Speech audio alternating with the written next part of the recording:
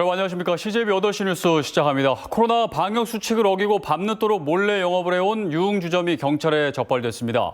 여성 접객원 중에는 불법 체류 중인 외국인 여성까지 있었습니다. 진기훈 기자가 취재했습니다. 사장님 문 여세요. 영업하고 있는 거 확인됐습니다. 문 여세요. 영업 제한 시간인 밤 9시를 훌쩍 넘긴 밤 11시쯤. 청주의 한 유흥주점에 경찰 단속반이 강제로 문을 열고 진입합니다. 곳곳에 널려있는 옷과 먹다 남은 술까지 방금 전까지 술판을 벌이다 급히 도망친 흔적이 역력합니다. 잔이 두 개인데. 잔이 두 개인데 어떻게 혼자 놀아요? 여성 접객원들이 숙식을 하는 방도 있었는데 옥상으로 통하는 문까지 있습니다. 경찰이 문을 뜯고 옥상에 올라가자 숨어있던 여성 접객원들이 적발되고 화장실에도 외국인 여성들이 숨어 있었습니다. 적발된 외국인 여성 4명 중 3명은 불법 체류자였습니다. 도망갔던 걸 잡았잖아요. 그러니까 저희 도주우려 있으니까 현행범으로 체포할 거예요. 현장 단속에서 경찰은 업주와 종업원, 손님 등 9명을 적발했습니다. 업주는 코로나19로 타격을 입자 생계 때문에 벌인 일이라고 해명합니다. 생계 유지하려고 있습니다. 그냥 이 가게 벌기 나와갖고 2년 버티다. 영업시간 제한을 위반하면 업주는 물론 손님까지 300만 원 이하의 벌금형을 받게 됩니다. 계속적으로다가 현재 불법 영업이 이루어지고 있다는 신고가 들어오기 때문에 풍속수사팀에서는 지속적으로다가 단속을 할 예정에 있습니다. 어렵게 지켜온 방역과 경제의 균형이 방역 수칙을 비웃는 일부 업소의 일탈로 무력화되지 않도록 당국의 보다 철저한 점검이 필요해 보입니다. CJB 진기훈입니다. 코로나19 확산에 따른 영업 제한 등으로 자영업자들의 경영난은 이만저만이 아닙니다. 어려운 상황 속에서도 위기를 기회로 만들고 있는 소상공인들을 장원석 기자가 만나봤습니다. 30여 개 가맹점이 속한 외식 프랜차이즈 생산 공장입니다. 코로나19로 인해 가맹점이 경영난에 처하자 매달 받던 가맹비를 없애고 납품 가격도 낮췄습니다. 상생 협약을 맺은 자치단체의 인터넷 장터에서 제품을 팔아 매출 감소 상황을 버텨내고 있습니다. 직거래를 통해 판로 확보에 어려움을 겪는 농민들도 돕고 생산 원가도 낮췄습니다. 배달에 맞춰서 거기에 맞춰서 매출의 확대를 위해서 노력도 하고 있고 저희 또 본점에서는 가맹점을 위해서 여러 가지 상생 지원을 할 수 있는 방법을 찾아가지고 지원이라든가 이런 부분을 좀 확대하고 있어요. 촬영 스튜디오 일부를 디저트 카페로 바꾼 결혼 전문 업체입니다. 예식 수요는 크게 줄었지만 입소문이 퍼지면서 매출의 상당 부분을 채울 수 있었습니다. 웨딩 전문 직원은 이제 카페 일이 익숙해졌습니다. 야외 이벤트 공간은 캠핑용 바비큐장으로 변신 중입니다. 직원들이 갖고 있는 재능들을 활용해서 퍼스널 컬러 진단이라든지 또는 버려지는 과일들 같은 것들을 잘 손질해서 이렇게 수제 케이크나 아니면 과일칩으로 재탄생시켜서 판매한다든지. 코로나19로 지난 2년간 힘겨운 사투를 벌였던 소상공인들은 상생협력과 발상 전환으로 위기를 기회로 만들고 있습니다. CJB 장원석입니다. 그동안 충북 북부 지역에서 집중적으로 발생하던 아프리카 돼지열병이 보은에 이어 충북 경계와 맞닿은 경상북도에서도 발생하고 있습니다. 한동안 잠잠하던 조류인플루엔자 바이러스도 다시 고개를 들고 있어 방역당국이 확산 방지에 총력을 기울이고 있습니다. 박원 기자입니다. 경기도 강원도와 인접한 충주시 앙성면의 한 야산입니다. 어른 키만한 높이의 철제 울타리가 길게 설치돼 있습니다. 타 지역에서 유입되는 아프리카 돼지열병 바이러스를 차단하기 위한 봉쇄선입니다. 충북에서는 지난해 11월 단양군 단성면에서 ASF에 감염된 멧돼지 폐사체가 최초 발견됐습니다. 이후 단양과 제천, 충주를 중심으로 계속 터져나왔고 최근에는 보은에서도 확진 사례가 잇따라 지금까지 105건이 발생했습니다. 충북과 맞닿은 경북 상주에서도 지난 8일부터 현재까지 ASF에 감염된 야생 멧돼지가 18마리 추가됐습니다.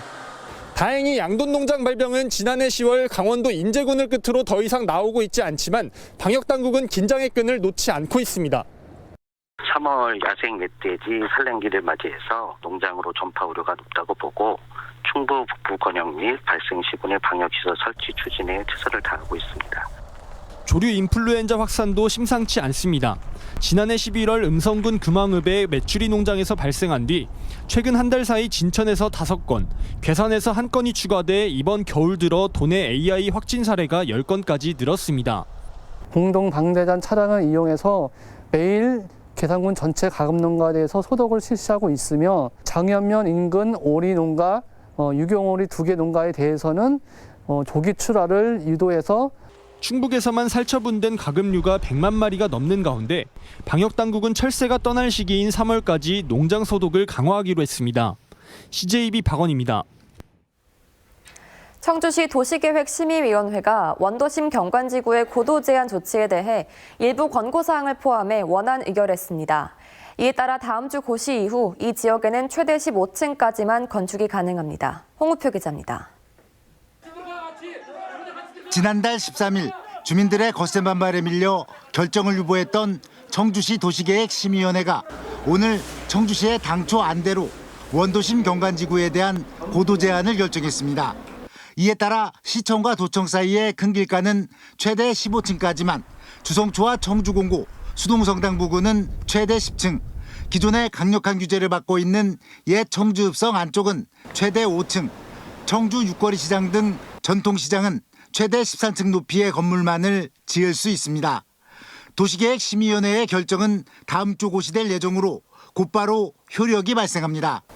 다만 남주동의 착공 단계에 들어서 있는 아파트는 이고시의 제한을 받지 않고 두 곳의 아파트는 최대 6개월이 걸리는 건축심의 기간에 따라 층수 결정에 변수가 남아 있습니다. 무분별한 초고층 아파트로 채워지는 것은 바람직하지 않다고 생각합니다. 따라서 더 늦기 전에 원도심 경관 지구를 지정해서 원도심 경관과 자연 경관을 보호하고 시민의 조망권 보장을 위해 적정한 수준으로 건축물 높이 제한이 불가피한 상황. 도시계획심의위원회는 고도 제한을 수용하면서 중앙동과 성안동 등 원도심 경관지구 활성화를 위한 지원계획, 이른바 종합 마스터 플랜을 수립하라고 권고했고, 청주시는 이를 즉시 수용했습니다. 청주시는 다음 주 고도 제한 고시를 앞두고 종합지원계획을 발표할 예정입니다. 한편 오늘 도시계획심의위원회는 원도심 일부 주민들의 거센 항의로 청주시 본관 출입이 원천 봉쇄된 채 진행됐습니다. CJB 홍우표입니다.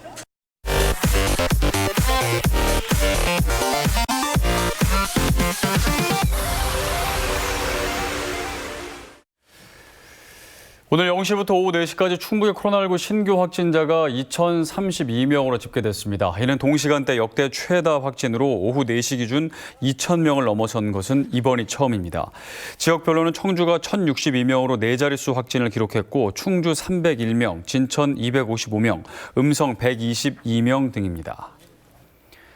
충청북도가 오는 28일까지 도내 감염 취약시설을 대상으로 코로나19 특별 방역 점검에 나섭니다. 점검 대상은 코로나19 발생 이후 확진자가 발생했던 곳으로 요양시설 19곳, 요양공동생활가정 6곳, 주야간보호 10곳 등 총 35곳입니다. PCR 선제검사 대상 확대와 외부인 출입 금지 등 강화된 방역관리 사항을 중점 점검할 계획입니다. 국가균형발전, 지방분권, 상생발전 충청권 공동대책위는 기자회견을 열고 공대위가 제안한 10대 의제에 대한 대선 공약화를 촉구했습니다. 공대위는 이재명 후보와 심상정 후보는 개헌이나 수도권 규제 완화 중단 등 상당수 의제를 공약으로 채택했지만 윤석열, 안철수, 김동연 후보는 답변하지 않고 있다며 내일까지 입장을 밝히지 않으면 국민들에게 엄중한 심판을 받도록 하겠다고 주장했습니다. 충북참여자치시민연대는 무소속 후보들이 초청 대상에 해당되지 않아 합동연설회로 대체된 청주 상당구 국회의원 재선거 토론회를 개최해야 한다고 주장했습니다.